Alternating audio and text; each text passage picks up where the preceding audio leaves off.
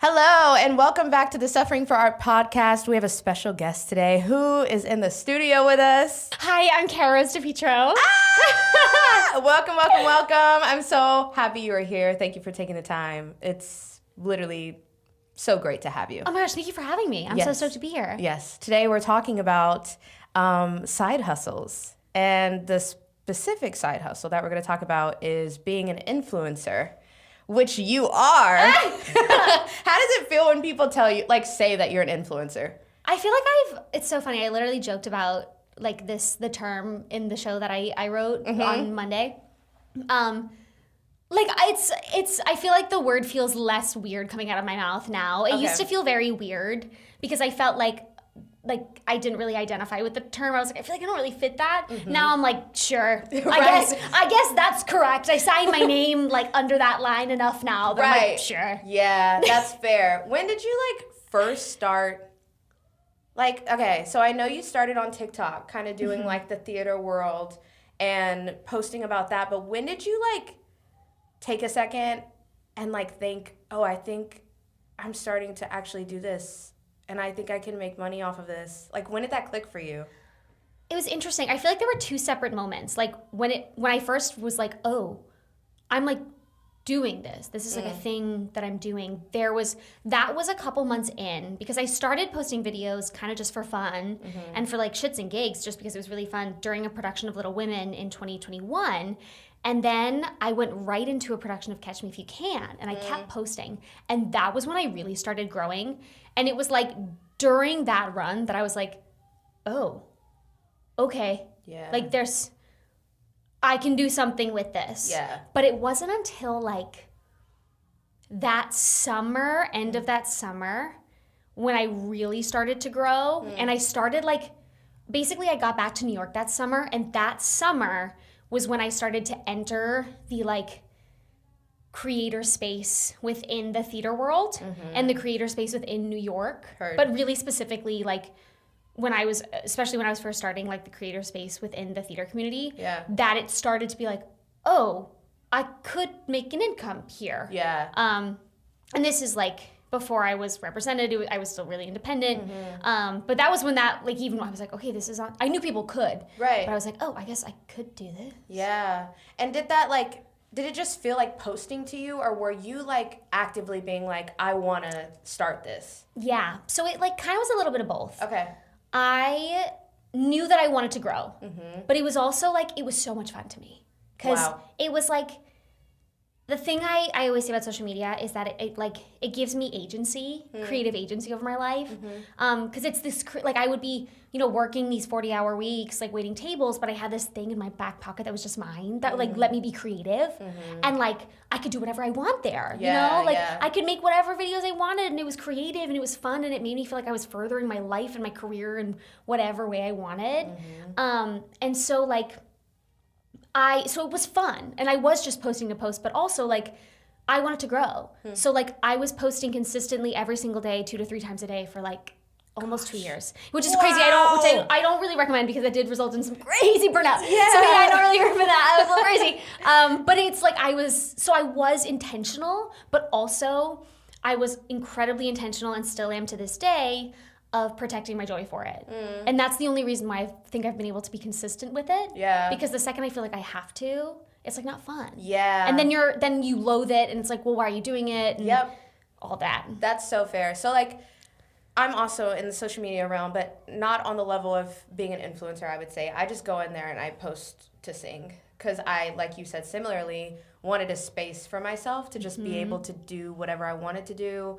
And that's kind of what it became for me. And even I don't think I'll ever take it further than that. For me, it's not about turning it into a job per se, but I think it is very interesting that you mentioned having the joy in it, because I think anything that's creative can kind of have a boundary to it that can go too far where it becomes too much work. I felt that in college with theater, where I was kind of just I have to do everything for a grade. This just feels like work. It doesn't feel like joy anymore. It doesn't feel authentic anymore. It was just I have to do this. And so how do you make sure when you're posting you are still keeping that firm boundary? Like how, I know you said you were posting like 2 times a day for 2 years, which is God. Like how do you make sure even in that when you're like, I need to grow, this is how I'm growing, whatever, how do you still make sure to have that boundary of keeping it joyful? Yeah. I think honestly, and I didn't totally do this intentionally, and like maybe I did, but I just didn't really know that I was. I kind of curated this platform based on nothing else but myself and not just one part of me, but all of me. So like I genuinely, like I can talk about anything on my account and it will perform pretty similarly to any other video that I post. So I have this this ability to literally talk about anything at any time, and my audience will respond to it. So the second that I start feeling like I have to, like I'm so like theater. If I'm like feeling so fed up and so burnt out with the industry or like auditions and performing, I won't talk about it. I won't talk about it for 2 weeks. Yeah. Like I will just talk about anything else and every other part of my life that I want to talk about. Yeah. Or like if I'm feeling really passionate about it, that's all I'll post about. Yeah. So like I always just try to protect my joy for it. And the second that I feel like I have to post, it becomes stressful, I try to take a step back. Yeah. And I'm like, what do you want to do? What would make you like, what would be funny and happy? Yeah. Because like the truth is like, especially when it comes to like a platform like TikTok, it's like, oh my God, like just post like one stupid little video for you. For your heart. Like just do that. Yeah. Remind yourself it's supposed to be fun. Stop taking it so seriously. Yeah. So I always really try to check in with myself in that regard. And I try to like really expand all of the areas in what I talk about so that like when one thing feels like too much, I can just talk about the other things that I love to talk about. Yeah. And that way it still is joyful. I don't feel like I have to talk about this one thing, especially now that it's like a part of my income. Now it's like posting is something that I do have to do. So how am I going to keep it something that I love to do when I do have to do it? You know what I mean? Yeah, that's really great because I feel like what you hear a lot of, and I'm sure it ebbs and flows, but you hear when you're first starting as like a social media person to niche down and like to target who you think is going to be your backing and then grow from there. But I think like, yes, there are stats and analytics that go into posting. You do have to be strategic about it. But I think certain platforms, especially like TikTok, it's like you post it and people forget about it. So it's like if you can niche down, whatever, but still have those moments for yourself where it's like, I'm just going to post a video that I want to. Yeah. I'm going to have fun for a little bit, make sure I still have a strategy, but like, you know, this is still fun. You know, I think that's really important. When you first started, when did you first start making money? Oh my gosh. I want to say I first started making money the summer of 2022. Okay. And that was when I first, like, I think I maybe did like one brand deal or two before I signed with representation. Okay. A manager. And then it was around the like fall-ish of 2022 that I signed with my first manager. And that was when it started to become a source of an income for me. Okay. Like a secondary income. So you essentially took a brand deal and then you were like, manager? Kind of. Okay. There are like platforms where like you as a freelance like content creator can connect with brands and do deals and things, and like so I had done some of those. I also like I had my email in my bio and I had some brands reach out to me. But it's tough because like I am not just a content creator. Like I'm an actor who makes content about her life. Right. So it was like one of the reasons why I really signed with a manager is because I was like working 40 hours a week as a waiter. I was auditioning via the things that my agents were sending me. I was auditioning via the things that I was doing on my own. Yeah. And then I was making content. And then I was also filling my own inbox and I was like, I can't do all of this myself. I need help.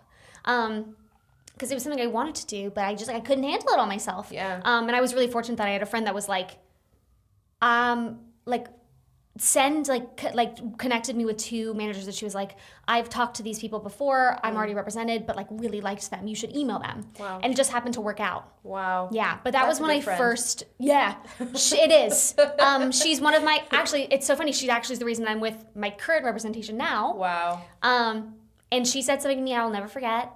When we had never even met, went together to the Tonys in 2022, which is something that like changed, like, especially when I first came back to the city, in terms of social media, like skyrocketed a lot of things for me and my platform.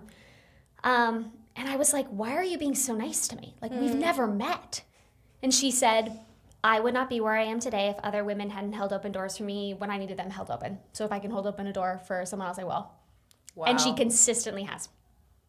Wow. Y'all literally never forget it. She's the best. That's incredible. Yeah. Shout out to you. I'll try. Yeah. That's awesome. Absolutely love that. So you pretty much like started posting for fun, started posting because you were like, I want to grow. You started gaining a following. Essentially, it got to a point where you were like, okay, everything's going on. Everything is happening. I have so many different avenues of like what's going on in my life. I need help. You got a manager. When you got that manager, do you think it propelled you to the next level? Do you think it propelled you in terms of like clearing the table for you to be able to focus just on content making, pairing you with brands in a different way? Did you like learn more things about the industry? Like, tell me about that. Literally all of what you just said. Heard. Because it was basically what happened was I was no longer fielding my inbox. And it was kind of like, in terms of theater, it was like the exact same thing for social media. So like I no longer was fielding my own inbox or doing my own outreach. So I could just focus on making my content. Yeah. And the manager that I was with, they had connections and relationships with the brands. So they would pitch me for campaigns that I would have had no idea about to these brands. And when I would get, like, that was the email that was in my bio. So if a brand saw me online and they were like, we would love to work with her, they would email that email. And I had access to it, but it would all go through to my manager. Right. And she would go back and forth. And she would say, hey, like, this is the deal that I just negotiated with. Right. And she would send me the offer. She'd say, do you want to go for it? And if I said yes, she would negotiate the contract. I would sign it. And my only responsibility was to create the content. Oh, that's so And then nice. she would be the liaison between me and the brand when it came to like edits and posting. Yeah. And then that was the nice thing about a manager is that she, because of that, was able to negotiate like rates that made it a source of a secondary income. Yeah. Like I remember that Christmas being like, oh my gosh, like I can buy my family like real Christmas presents this year. Wow. I'll never forget that feeling. I will literally never forget it. It was like there was like this tea kettle that I really wanted to buy my stepmom, and I was like, wait, I can buy her. That's you. I can buy it now. And like, I'll never forget that. Like that sticks out to me so much. Wow. But it was really that, and I learned a lot about kind of how that market worked, and also it's a little bit different because like my managers that I was with for 2 years, those first managers who were so wonderful, they were based in Texas, but my manager was based in LA. Okay. So we would like communicate, like we would meet every month on like virtually, but we would text all the time and email all the time. But they would also connect me to like events that were happening here. So like if there were events happening in New York, like they would have connections and like I would go to them. Or like say if like there was a project coming up and I just like needed someone on that meeting to be a secondary resource for me, even as backup. Yeah. Like even if, and it was so funny, like even if she was like, Cara, I don't know anything about theater, but I will sit there and just so that you, like they know that you have someone else in your corner, like, and she would be like, I don't know what they're saying right now, but like I'm here, like. Love it. That's so nice because then you essentially just have someone who's an expert. And it's interesting because funny enough, we planned this convo before kind of the talk about pay with influencers started. I don't know if you've seen that on TikTok. It's kind of been a thing where like bigger influencers are saying how much they make in a year and people are being like, I have the same following as you. How am I not making that much money? And it's really just when you have a team behind you, I'm finding, you are in a different level because those people in their respective jobs have expert level intelligence that gets you into where you need to go. Yes. And matches you with people you need to match with, can tell you the rate of pay you should actually be taking. Like, I know I've done some brand deals with people and I don't know the rates. I'm like, I don't do this. And so then you can charge too much, you can charge too little. And it's like, how do you ask for money? I don't know what the going rate is for a video for your brand. So like when you have somebody who has that intelligence, it just takes a weight off, I'm sure. So the thing for a lot of creatives is they have to have a side job because the industries suck and they don't pay enough. So you have to have a job that's flexible enough, that pays enough to pay your bills, that hopefully will allow you to actually make money. Because I feel like a lot of side jobs that people talk about, whether it's like nannying or waitressing or bartending, it's like those aren't money building jobs. They are more so like, I can pay my bills with this and that is about it. Most of the time, unless you're working crazy hours a week, right? So it's like with whatever side hustle people choose, they have to be strategic in what they want from it. So I know a lot of people who are like, actually, I don't really care about saving money for the future. I'm like, shout out to you. I am like, I do care about saving money for the future. So like my side job does have to have enough money behind it to where it allows me to continue stewarding the rest of my life instead of just where I am right now. And I'm wondering with social media influencing, like, do you feel like it is a money building career or is it just like a money now career? It really depends. It can be both. Heard. And there are so many things that it can depend on because kind of like you said, and I can kind of attest to this because I am in a place right now where I just transitioned, like in many different forms. I feel like this last spring, since after I gave the TED Talk, like my life kind of changed in a sense of like different opportunities started presenting themselves and like different things just started happening that I was like, oh, I'm not like in terms of like speaking engagements and like going to schools and like opportunities that I was like, oh, I'm not. I now need someone in the middle between, because I had my theater agents and I had my social media managers. I was like, I need someone in the middle. Yeah. And I don't know who that is. And so in the fall, my team kind of did a little changeover. And so now it looks a bit different. So now instead of having a social media manager and my theater agents, I have a manager and a digital agent who work together. Okay.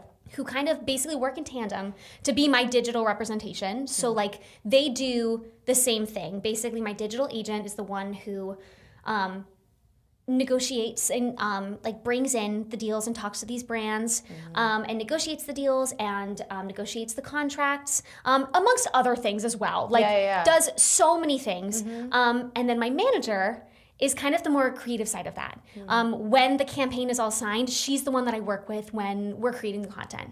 Or like if there's a creative project going on, like she's my point person. You know? Yeah. Not to be said that my digital agent is, it's like, but it's kind of like you have a team of two now doing the job of one. Yeah. But this new team that I signed with is based here in New York. It was kind of one of those, like, it just kind of, when a thing falls into your lap and you're like, wow, that timing just kind of worked out when it had to. Yep. And there were certain opportunities that were coming and it was like, wow, you just have the thing that I need in this moment and this happened exactly when it was supposed to. Yeah. And it was one of those like, oh, you also understand the theater world. And I had always said, like, I don't need my social media management to understand the theater world. Like, I can be the one who does that. So to have representation, I was like, oh my gosh, you get social media and you get theater. Whoa. That's crazy. Right. It's so helpful. When I say the word crathers, you know what I'm talking about. You know what those are. Yep. But it's interesting because kind of like what you said, like people say, I have the same amount of following that you do, and I don't make what you make. It's not about your followers that I'm learning. That's something that I learned when I first signed with management. It's all about your analytics and it's about your engagement. And something that I learned, I heard this about Anthony Bourdain when he was first starting out with his TV show. He didn't have a ton of viewers. Like he didn't have like this huge following, but every single person that watched him was loyal as hell. Every person was so engaged, and that was why everyone wanted him. That's why everyone wanted his show, because they knew that his followers hung on to every word. Right. And so like when it comes, like you could have 1 million followers, but if you look at your views and if you get, like if you have 1 million followers and you get 20,000 views for every video you post Right. and maybe 2,000 likes, it's like your community isn't very engaged and your community is what's important. And you can only do so much with your following. Yeah. So like I would say, like, I don't have an insanely big following. Yeah. Like I'm so proud of what I have, and I love the community that I have built. And I use the word community very intentionally. And that is why I think I've like been able to kind of build the thing that I have. And since I have transitioned to this new team, it has become a money saving opportunity. And I think that's due to many factors. I think one of them is due to the fact that like it's my engagement. You know, my engagement is the most important thing. Yeah. That is how it becomes a money saving opportunity. Is when it's not about the numbers in terms of like your followers. It's about how many people like are invested in you. You have to get them to care about you. Yeah. Like that's kind of like when it comes to like niching down and all this stuff, like that's fine. They have to be invested in you. Yeah. When you build like a community of people, and then when brands see that, they know that like, great, when you talk about us, because then it's like, when I see a creator that I like post an ad, I'm like, hell yeah, get that bag, and I'll watch it through. Like, you know? Yeah. So like, and the higher that your analytics are, the more that you can vouch to be like, my managers can be like, her analytics are good. Right. These are her rates. Yeah. Like my rates can go higher the better my analytics are. Because your conversion rate is higher. Like people will watch you and then go to the link. Exactly. Heard. Like how many, like that's, and when, exactly. So the things I'm talking about are like link clicks per story and how many likes and comments per post. You know, what like, and there will be like different percentages or like how many, it's like average watch time per video or like things like all of those kind of things. Like average story clicks and likes and all those kind of things. Those are really important. Yeah. I think it also truly is like representation really helps. You know, I do like I think in the last, basically I've always been a waiter, as well as having social media because social media is great. It's just, I would say social media has been nice because it's given me the flexibility to work a job that I'm only having to work like 2 to 3 days a week, which is like crazy. Yeah. I've never in my life been able to live in this city and work like part-time. So that's been such a blessing. It's just given me the financial flexibility, but it has been a pay my bills kind of job. And for the last 2 months, I've tried out full-time freelancing because I've had the financial ability to do so. That's awesome. Terrifying. Yeah. So scary. I've always been way too scared to do it. Right. I'm like, oh my gosh, not having weekly income is so scary. But now for the first time, it's starting to become like a money saving thing. Like this show that I did on Monday. Yeah. I was able. Pause. Your solo show that you did on Monday. Congratulations. Thank you. That's awesome. Thank you. Yeah. But it was like because of social media, I was able to put away $2,000. Wow. To burn and lose if I had to. Wow. Like that was because I knew like a couple months ago, I was like, okay, if I want to do this. Yeah. And it was because of social media that it was like, okay, I'm going to put a certain amount away every month, every couple of weeks. That's awesome. And so it really like, it depends, and there's so many different factors. Yeah.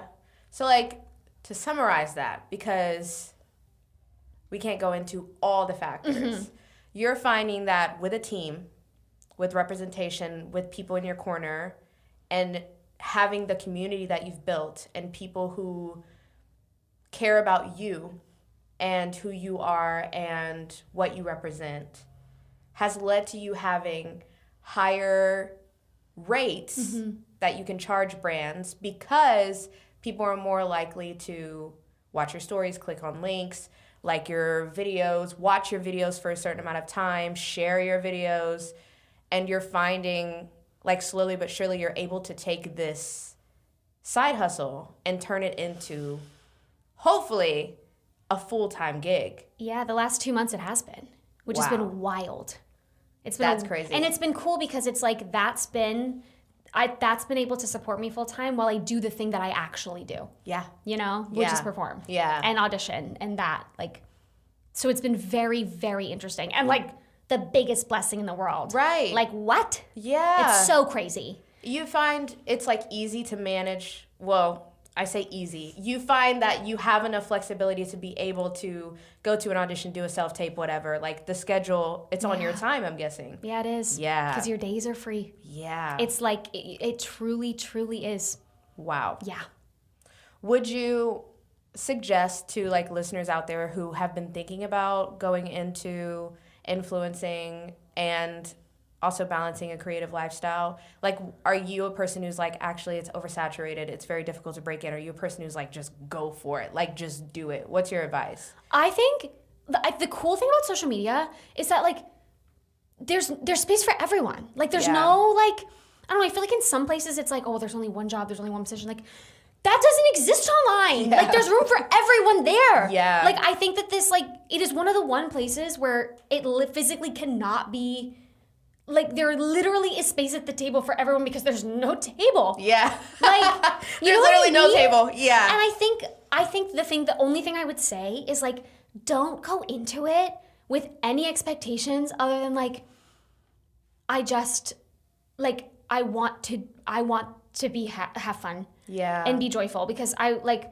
if you go into it like, the thing that people love the most, and the thing that I like, when you think about like the creators that you love the most, when I think about the creators that I love the most, and the ones that I'm drawn to is like authenticity, and like the things that they love, and like real people. Yeah. And I think if you go into it being like, okay, I want to do this because I want to create a life for myself and a job and a side hustle, you're going to get so wrapped up in like all your videos performing well and trying to hyper curate your content to be something. Yeah. When in the beginning, and by the beginning, I mean like the first year or two.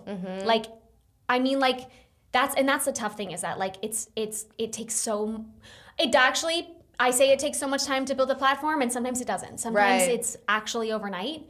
In my case, it has. Like, it's been a slow burn. Yeah. You have to focus. You can't let that kind of be your motivator. It has to be like, you have to let people get to know you. Yeah. That has to be the goal. Everything else will come. Like, Yeah. That is a guaranteed thing that will happen, but it will only happen if you build a community. Yeah. And you can't build a community off of like an inauthentic version of you. Yeah. That's so true. I feel like any kind of creative endeavor is kind of that way as well. Like, no matter what you're pursuing, if you're trying to get to a certain level, no one's gonna want to work with you. No one's gonna want to follow you. No one's gonna want to show up for you if you're not yourself. And you won't be happy. Exactly. And it's like, well, why are we doing this? Exactly. You know? It's supposed to be fun. Yeah. Like, the internet is so ridiculous. It is. Like, you think about the stuff that we make, and it's like, it's so unserious. Right. Like, we're doing like TikTok dances. Yes. And like, it's for you. Exactly. It's for no one else. Exactly. No one, it's like, that is your creative space that you get to lay claim on. Something that I say a lot of the time is like, in this industry, there are so many, we are constantly being told what we can and cannot do. And the thing that I love about my social media platforms is that it is the one place where it is mine. Yeah. I can do whatever I want on there. And so when someone else tells me no, I can say yes there. Right. Like, that place is mine. I can do whatever I want there. I can make whatever I want there. I can say the things and do the things and create the things and sing the things and perform the things I want there. Yeah. Like, that's yours. Yeah. You have total agency over your life and your career there. Like, that's such a powerful tool that we didn't have years ago. Yeah. Like, have fun with it. That's so good. And I feel like anybody can be an influencer, right? But when you take a creative and put them in an influencer space, you're essentially just giving yourself free reign to be creative. Yes. To just come up with ideas, to throw stuff at the wall, to be like, I want to do the text this way. I want to use this trend and I want to use this edit. Like, you can literally do whatever you want, which is such a cool and like freeing thing. And if you do it, like you said at the beginning, just for joy, if you're like making sure that you're setting boundaries with yourself, knowing yourself to know when it's like you're becoming too perfectionist, or like whatever you struggle with when it comes to making things. And, you know, because I think everybody can stray away from joy in different ways. Like, I know for myself, I do it by perfectionism. Like, I'm like, okay, but I want it to be like this. I know, you're the same thing. It's so bad. It's like, it has to be this way. I want it to be this way. And it's like, okay, chill out. This is your space. If it's that perspective, why does my space have to be perfect? Because I'm not. No. You know what I mean? So it's like, if you have that mindset of like, this is your space, like, do with it what you will. It's also like something that I try to remind myself of, because I'm the same way. Because I'm so obsessed with the way that people perceive me and trying to control it, is like, people are drawn to humans. People are drawn to your authenticity. Like, on Monday, like, I totally blanked on stage. Totally forgot where I was in my script. Literally froze. Totally forgot everything. I was like, I don't know where I am, guys. Like, I... Like, who am I? And I was like, my music, she's like, want me to pull it up on my phone? I was like, yeah. I was like, I do want you to do that. Like, please do that. Like, sorry, everyone. Right. And I was like, I couldn't stop thinking about it for the rest of the night. And I was like, I've poured over this for months and months and months. I've never, like, I can't believe I just did that. And I was thinking about it the next morning, and I was journaling about it. And, you know, I think it goes kind of back to exactly what you said. And it's like I was like, okay, I wasn't perfect last night. Yeah. But I was something better. Like, I was human. Yeah. And that's what people are drawn to. Anyone can be this perfect, hyper-curated version of themselves. Right. Anyone can, like, create something that looks visually perfect.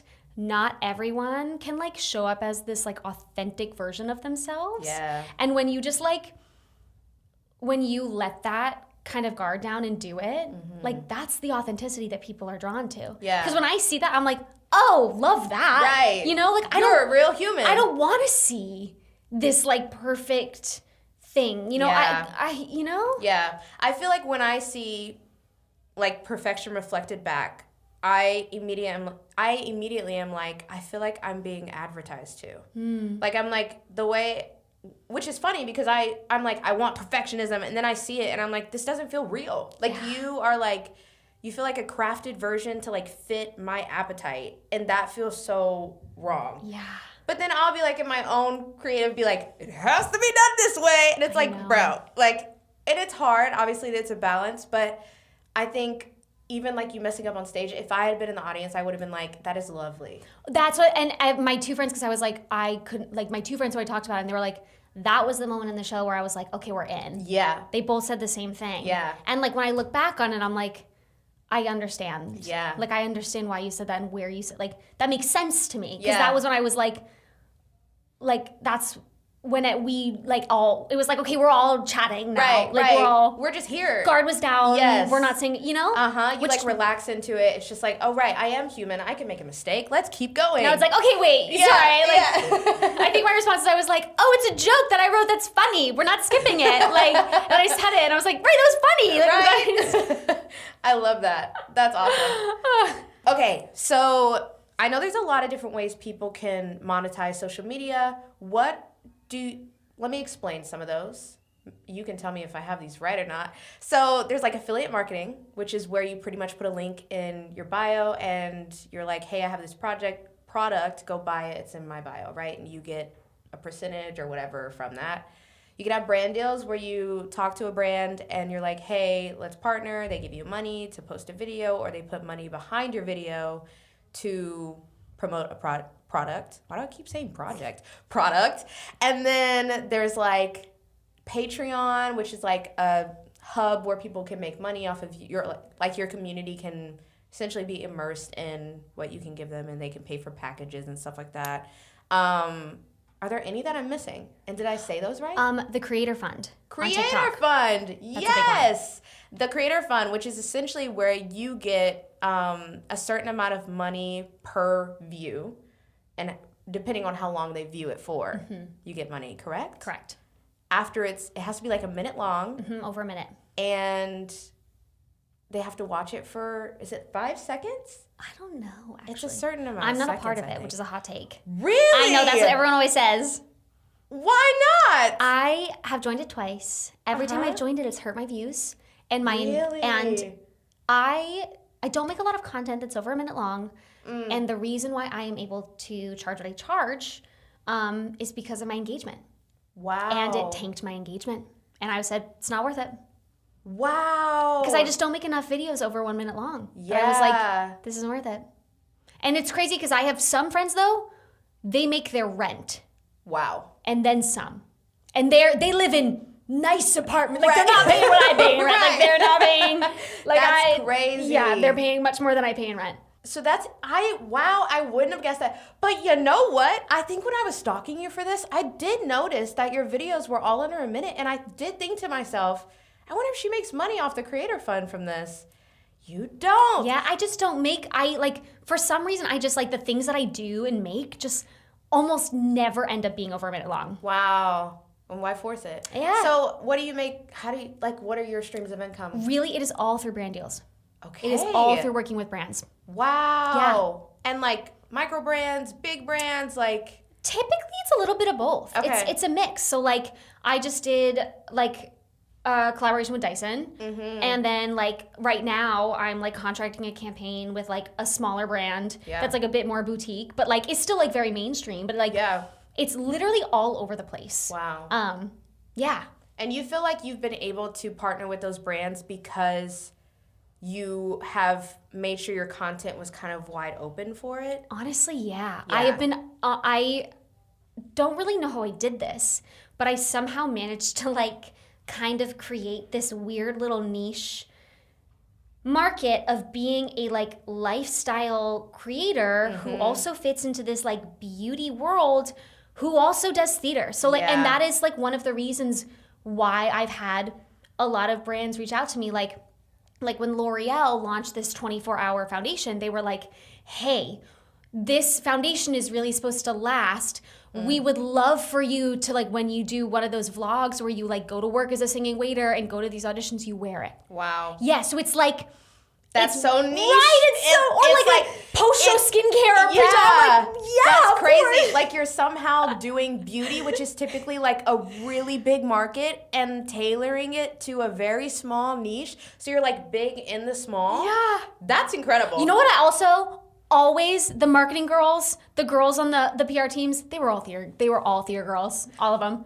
Every last one of them were theater kids. You're so right. Because you end up finding them when you go to the events or when you have to go somewhere for something and you end up meeting them and you were like, I knew it. They were they'll say something and you were like, I knew it. I feel like it comes out. It's so funny whenever it comes out that an influencer used to do theater. It's yes. Yeah, of course you did. Of course you did. Or when I get a follow from one of them and I'm like, I knew it. I just knew it. Someone that I'll follow, I'll get a follow back and be like, I knew it. Right. You're like, ha! I knew you went to Frenchwoods. I knew you did something like this. That's funny. That's hilarious. What are some, okay, so I feel like that's probably a misconception that most influencers aren't a part of theater, but they really are.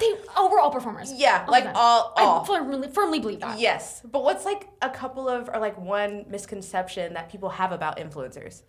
I think that a lot of them are not like they are.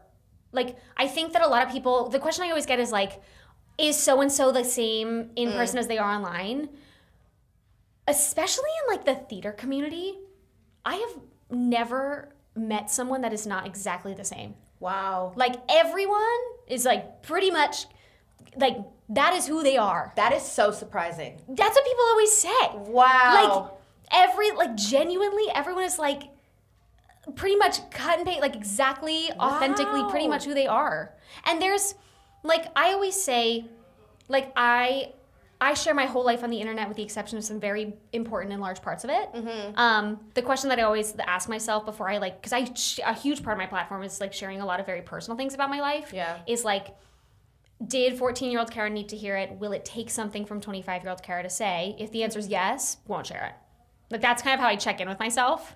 Such great question. Because it's if it's gonna take something for me to say, I don't need to say it. But if it won't, I'm okay. I'll say it. If I feel I'm oh, that could be a thing I could respond to in this. Steal that. Write that down. Boundaries. That's good. That's good. Yeah, write that down. But for the most part, people, it's because you have to learn how to be authentic while also and share your life. That's kind of a line that I'm learning how to toe, especially right now as my platform's kind of starting to grow and I'm starting to branch I feel like my content is starting to expand past this very kind little theater corner of the internet and starting to reach this broader world where I'm like, and then it's people start kind of encroaching, and I'm trying to learn how to set those boundaries of being like, yes, I do share my whole life with you. That doesn't mean you're entitled to it. Exactly. You know? So it's like everyone is exactly who they are. Yeah. But like also people are people. Yeah. And have their own stuff. Yeah. Like, you know? Yeah. So it's like making sure that you're authentic but also holding boundaries. And that means you may show up a little differently, but not in a way that's not authentic. It's still you. It's just, I know.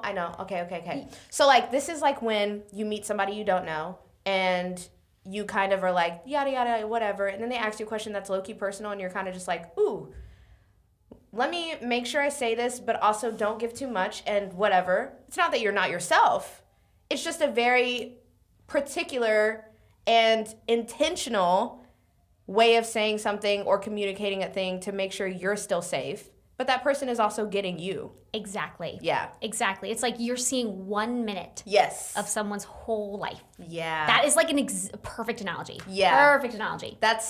That's cool. Because I honestly had never thought of it that way either. I was just kind of like, there's no way these people are like this all the time. And like maybe like in the other spaces of the internet, that's true. Right. But like in this one, it's like everyone's like, hey. Yeah. And pretty much Like, copy this is the who I am. same. Yeah. Like everyone's. That's awesome. Okay, well, that was so good. Everything you shared, everything you were able to like shine a light on when it comes to influencing. Thank you for taking the time to do it. Of course. Thank you for being here. I feel like I could have asked you like 100 other questions. Oh my gosh. Well, it's one of those things where it's like I've had these questions before, and the only way that I've learned about them is through asking other people, because how else are you going to learn? It's just like also gatekept. Yes. And it's like, how else are you going to learn if you don't ask questions for like, you know? From the people who are doing it. Right. Yeah. It's like, it's kind of one of those, like you have to like, everyone has to kind of follow. If you want to do something, like you have to be like, okay, well, what did that person do? Yeah. And this isn't like something you can kind of go to school for. No. Like marketing isn't really catered to this No. yet. So it's like the only way you can learn about it is asking the people who are actively doing it right now. Mm-hmm. And so I thank you for taking the time to share. Where can people find you if they want to see more of you? What are some projects coming up? Like tell the people about yourself. Oh my gosh. I like, now that this show is over, I'm like, I feel like I have all this real estate in my life back. Nice. You'll see me, if you want to find me anywhere, it's literally just my full name. Perfect. So Cara Rose DiPietro everywhere. I don't have like anything coming up. Maybe when this comes out, that'll be changed. I know now the show is over. I'm like, you're gonna break nothing. Yes. But you'll see every video of that whole show come up when you look at my name. But yeah. Lovely. Nothing. Lovely. Did you hear that? Yeah, I loved Lovely. it. Lovely. If you feel like you cannot spell her name correctly, it will be linked in the description box. So check her out. She's awesome. She's wonderful. And you should go follow her and join her community. Thank you so much for tuning in. If you like this episode, please consider subscribing, liking, sharing to everyone you know so that we can keep Suffering for Art going. I'm happy to grow with you. I'm happy to learn with you. And I will see you next episode. Bye.